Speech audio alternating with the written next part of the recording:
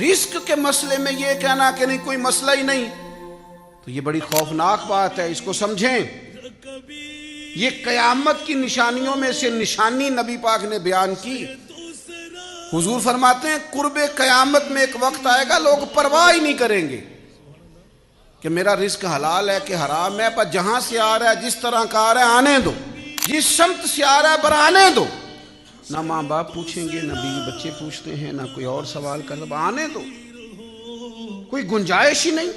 یہ قرب قیامت کی علامتوں میں سے علامت۔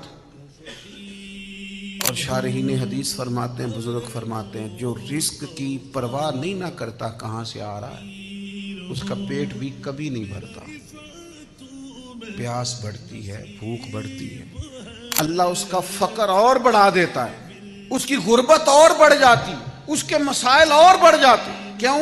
پرواہ نہیں کر رہا کہاں سے آ رہا ہے، آتا جا رہا ہے، آئے جو آئے قابو کرو، جیسے آئے قابو کرو۔